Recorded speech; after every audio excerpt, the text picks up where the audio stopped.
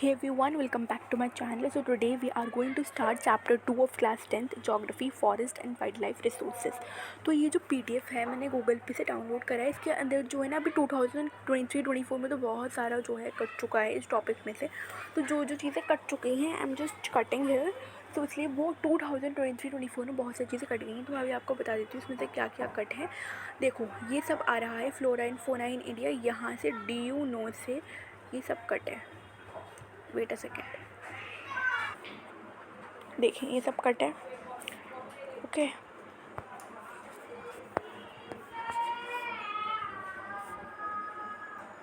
Actually ना इस device में कुछ प्रॉब्लम हो रही है. Don't know what is happening. Wait a second.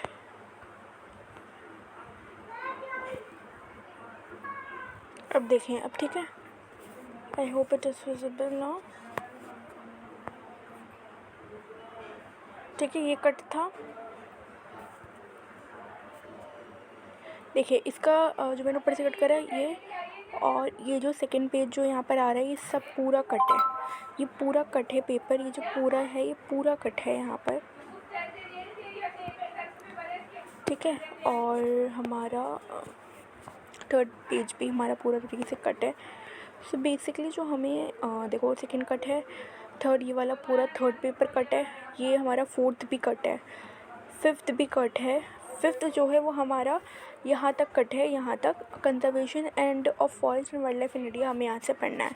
ठीक है. फिर लास्ट तक कोई सा भी कुछ भी टॉपिक कट नहीं है. फिर हमें स्टार्ट जो हमें पढ़ते ही रहना है. तो चलिए अभी स्टार्टिंग से हम देख लेते हैं जो जो हमारे टॉपिक्स अभी आ रहे हैं. Let us study that first. ठीक है. So let's start. Forest and wild life resources. ठीक है. जो जो चीज़ें कट होंगी ना वो मैं आपको नहीं पढ़ाऊँगी, तो समझ जाना कि वो नहीं आ रहा है. ठीक है. क्योंकि इसमें ना कुछ एडिट नहीं हो पा रही है. मुझे don't know what is happening. तो चलिए let's start the video. Basically it's all is about forest and wild life resources. Forest क्या होता है? फॉरेस्ट हमारे लिए बहुत ही ज़्यादा ज़रूरी है. वी नो अबाउट दैट कि फॉरेस्ट हमारे लिए बहुत ही ज़्यादा ज़रूरी है. फॉरेस्ट से हमें बहुत सारी चीज़ें मिलती हैं. फॉरेस्ट से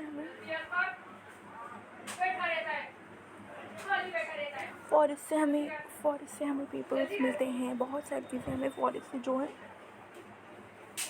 मिलती हैं. और वाइल्ड लाइफ रिसोर्सेज में क्या आते हैं? बर्ड्स आते हैं, एनिमल्स आते हैं. सारी जो हैं वो हमारे क्या आते हैं? वाइल्ड लाइफ रिसोर्सेज में हमारे आते हैं. हमारे birds and animals. Okay. So we share this planet with millions of other living beings, starting from microorganisms and bacteria, lichens to banyan trees, elephants and blue whales. This entire habitat that we live in has immense biodiversity. We humans, along with all living organisms, form a complex web of ecological very much depend on the system for in our own existence. For example, the plants, animals and microorganisms recreate the quality of the air we breathe, the water we drink and the soil that produces our food, without which we cannot survive. Forests play a key role in the ecological system as it produces on which all the other living beings depend. What they said is, इसमें पूरी तरीके से इस paragraph में ecosystem की बात हो. Ecosystem क्या होता है? Wait a second. देखिए इकोसिस्टम ये होता है. देखिए अब सबसे पहले हमें पता है कि हर एक इंसान जो है एक दूसरे पर डिपेंड है. जैसे ह्यूमन्स हैं, ह्यूमन जो है एक उस पर डिपेंड है. ह्यूमन्स हमारे किस पर डिपेंड हैं? प्लांट्स पर डिपेंड हैं. प्लांट्स किस पर डिपेंड हैं? प्लांट्स हमारे सॉइल पर डिपेंड हैं. तो यानी एक जो है ना पूरी तरीके से एक सिस्टम, एक पूरी एक साइकिल बनती हुई आ रही है कि एक इंसान दूसरे इंसान पर डिपेंडेंट है.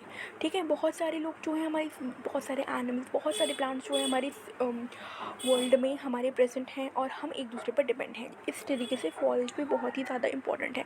अगर फॉरेस्ट ही नहीं है तो प्लांट्स कहाँ से मिलेंगे? फॉरेस्ट ही नहीं है तो हमें पेपर्स कहाँ से मिलेंगे? हमें वुड कहाँ से मिलेगी? हमारे फर्नीचर्स कहाँ से बनेंगे? हमारी मेडिसिन कहाँ से आएंगी? फॉरेस्ट्री से तो सब चीज़ें आती हैं. अगर फॉरेस्ट को ही हम डिस्ट्रॉय करते रहेंगे तो ऐसा क्या होगा? इससे तो हमारी पूरे वर्ल्ड ही डिस्ट्रॉय हो जाएगा, पूरा इकोसिस्टम डिस्ट्रॉय हो जाएगा. अभी हमने पढ़ा था कि जो हमारे, जैसे फॉर एग्जांपल समझ लो ये क्रॉप है. ठीक है. ये क्रॉप है. अभी जो क्रॉप के अंदर क्या है? नाइट्रोजन फिक्स करना है. अब यहाँ पर क्रॉप में क्या करना है? उनकी रूट्स, ये जो रूट्स हैं, रूट्स में क्या करना है? नाइट्रोजन फिक्स करना है. तो रूट्स में क्या प्रेजेंट होता है? Rhizobium bacteria. राइजोबियम बैक्टीरिया क्या करता है? जो एयर के अंदर नाइट्रोजन प्रेजेंट होती है, नाइट्रोजन जो प्रेजेंट होती है उसको सही फॉर्म में लेकर आता है. सही फॉर्म में लेकर आता है राइजोबियम बैक्टीरिया. राइजोबियम बैक्टीरिया क्या करता है? उसको सही फॉर्म में लेकर आता है और उसको, देखो फॉर एग्जांपल ये है मेरी क्रॉप. ठीक है. और फॉर एग्जाम्पल ये है मेरी रूट्स। अब ये जो रूट्स हैं, रूट्स ऑब्वियसली ब्राउन होती है, मैं समझाने के लिए कर रही हूँ। रूट्स जो हैं, अब देखो यहाँ प्रेजेंट है हमारा राइजोबियम बैक्टीरिया। यहाँ क्या प्रेजेंट है? Rhizobium bacteria. अब जो बाहर नाइट्रोजन प्रेजेंट है वो प्लांट्स जो हैं डायरेक्ट नहीं ले सकते। तो क्या होता है, डायरेक्ट ना लेने की वजह से जो राइजोबियम बैक्टीरिया होता है पहले नाइट्रोजन को इस फॉर्म में लेकर आता है कि प्लांट्स जो हैं उसको, प्लांट्स की जो रूट है उसको अब्जॉर्ब कर लें। क्योंकि जो नाइट्रोजन हमारा एटमॉस्फेयर में प्रेजेंट होता है वो बहुत ही ज़्यादा समझ लो वो यूजेबल नहीं होता। अगर प्लांट्स उसको रूट्स में लेंगे तो वो मर जाएंगे। तो ठीक है, तरीके से राइजोबियम बैक्टीरिया क्या करता है, फिर नाइट्रोजन को ठीक फॉर्म में लेकर आता है, फिर नाइट्रोजन को क्या करा जाता है, अब्जॉर्ब करा जाता है, वी कैन से इनहेल करा जाता है by plants. I hope it is clear.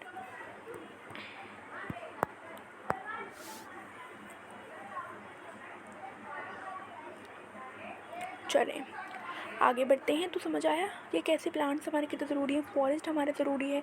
ठीक है, फॉरेस्ट ये सब चीज़ें डिपेंड की हमारी इंडिया के अंदर बहुत सारी, इंडिया ले लो, बहुत सारी कोई सी भी हमारी कंट्री ले लो, उसके अंदर ये पूरा वर्ल्ड ले लो, उसके अंदर डाइवर्सिटी है, यानी अलग अलग एनिमल्स रह रहे हैं, अलग अलग प्लांट्स हैं, अलग अलग बहुत सारी चीज़ें अलग अलग हैं, बायोडाइवर्सिटी और एक दूसरे पर सब डिपेंड है। अगर एक भी चीज़ इधर से उधर हुई तो पूरा डिस्ट्रॉय हो जाएगा। Flora and fauna in India. Flora क्या होता है? फ्लोरा होता है प्लांट्स, फोना होता है animals.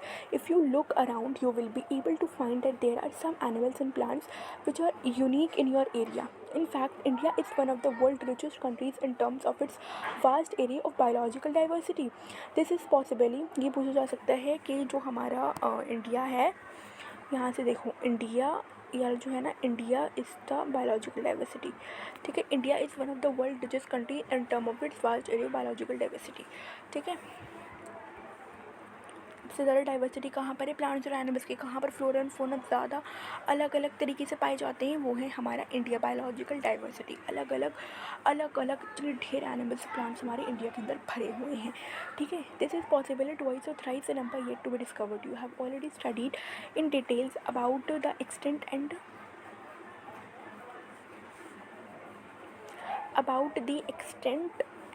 the variety of forest and wildlife resources.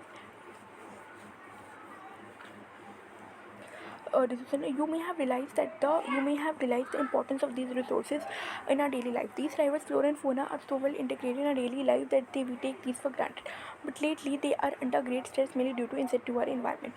Flora and fauna हमारे इंडिया में बहुत सारे प्रेजेंट है, पर स्टिल इनकी लाइफ जो है बहुत ज़्यादा इंडेंजर्ड में है, क्योंकि लोग क्या कर रहे हैं, फॉरेस्ट को काट रहे हैं, प्लांट्स को काट रहे हैं, एनिमल्स को हंट कर रहे हैं अपने यूज़ के लिए। इनकी लाइफ जो है एक तरीके से ख़राब है, वेरी हार्मफुल है। इनकी जो लाइफ है वो बहुत ज़्यादा, इनकी जो लाइफ है वो कभी भी ख़राब हो सकती है, कभी भी लोग उनको मार सकते हैं। क्यों मार रहे हैं लोग? अपनी नीड्स पूरा करने के लिए। पर we should not do this. हमें उनको डिस्ट्रॉय नहीं करना चाहिए, फ्लोरा एंड फौना को। जैसे हम टाइगर को हम हंट कर देते हैं, क्योंकि ये जो एनिमल्स है ना, ये प्लांट्स एंड एनिमल्स ये बहुत ज़्यादा प्रीशियस होते हैं, यानी हम अपनी यूज़ के लिए हम उनको ख़राब कर रहे हैं, उनको इतना यूज़ करे जा रहे हैं, उसको तो ऐसा नहीं करना चाहिए। तो इसलिए हमें वी शुड प्रोटेक्ट इट। ठीक है, ये सब कटे ओवर 8100 स्पीशीज़ ऑफ फ्लोरा, ये सब कुछ कट है। जो मैं नहीं पढ़ा रही हूँ समझ लो वो कट है, ये सब कट है। अब हमें पढ़ना है, अब हमें यहाँ से पढ़ना है conservation of forest and wild life in India, जो बहुत ज़्यादा इंपॉर्टेंट टॉपिक है, क्योंकि यही टॉपिक बचा हुआ है और सारे तो कर चुके हैं। Conservation of forest and wild life in India. सबसे पहले फॉरेस्ट और वाइल्ड लाइफ को कैसे कंजर्व करा जाता है, कैसे बचाया जाता है इंडिया के अंदर, क्योंकि हमें पता है इंडिया के लोग तो बहुत वैसे क्या करते हैं, एनिमल्स को काट रहे हैं, प्लांट्स को, एनिमल्स को जो है हमारा मार रहे हैं, प्लांट्स को काट रहे हैं अपने नीड्स पूरा करने के लिए। तो उसको कंजर्व कैसे करा जाए? कंजर्व करो ताकि ये भी जो हैं, ये भी लिविंग बींग्स हैं। अगर ह्यूमन बींग्स को कोई काटने लग जाए अपनी नीड्स पूरा करने के लिए, कोई भी ह्यूमन बींग्स को कितना बुरा लगेगा। तो ठीक है, उसी तरह ये भी फॉरेस्ट वाइल्ड लाइफ, बर्ड्स और एनिमल्स, ये भी बहुत ज़्यादा असेंशियल है। तो we should not kill them, should not hurt them, because ये भी एक ह्यूमन, एक तरीके से can they are living beings. ठीक है, अपनी नीड्स पूरा करने के लिए इनको हार्म मत पहुँचाओ। Conservation in the background of rapid decline in wildlife population of forestry has become essential. But why do we need to conserve our forest and wildlife? कि इंडिया के अंदर इतना वो हो चुका है कि हमें कंजर्व करना ही करना है, इतना हो चुका है।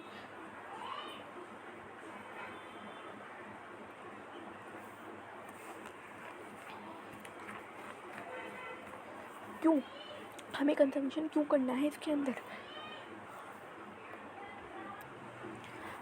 मतलब जो है ना इंडिया के अंदर समझ लो, इंडिया के अंदर जो है हमारे प्लांट्स एनिमल्स जो हैं इतने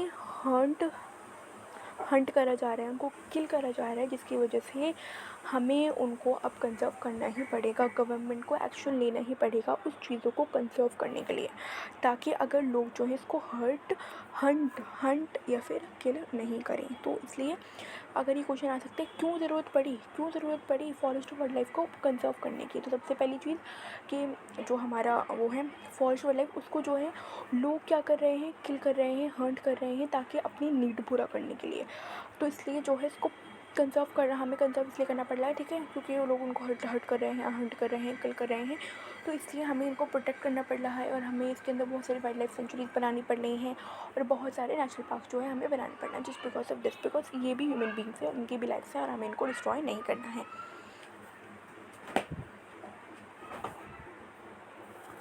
But conservation preserves the ecological diversity and life support system, water, air and soil. It also preserves the genetic diversity of the planet for the better growth of species and breeding.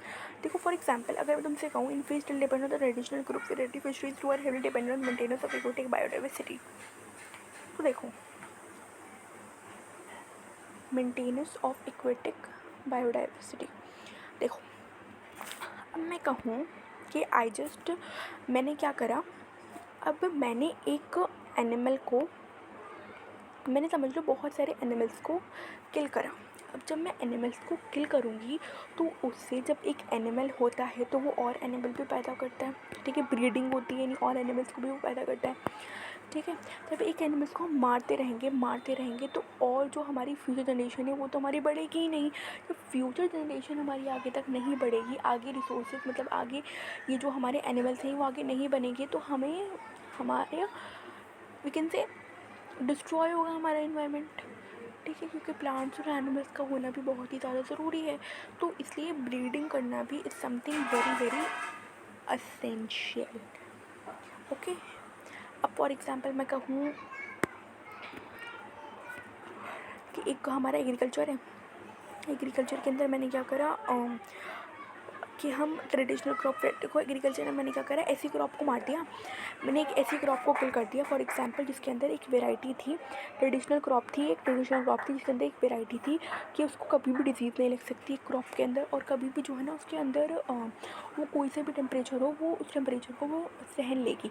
अब मैंने उस crop को क्या कर दिया, हटा दिया, किल कर दिया उस क्रॉप को, तो क्या होगा आगे फ्यूचर जनरेशन के लिए क्या होगा, कुछ भी क्रॉप जो है हमारी नहीं बचेंगी, जो वेराइटीज़ हमें उस क्रॉप के लिए चाहिए थी और फ्यूचर क्रॉप के लिए वही वेराइटी सेम जो वेराइटी चाहिए थी वो अब हमारे पास नहीं बची, क्योंकि हमने वो क्रॉप तो हटा दी जिसमें वो वेराइटीज़ थी। तो इसलिए वी शुड नॉट हर्ट और किल प्लांट्स। और अगर हमने फिशेस के अंदर हमने क्या कर दिया, फिशेस के अंदर बहुत सारी चीज़ें थी, हमने वाटर को, जैसे हमने क्या करा, वाटर में जो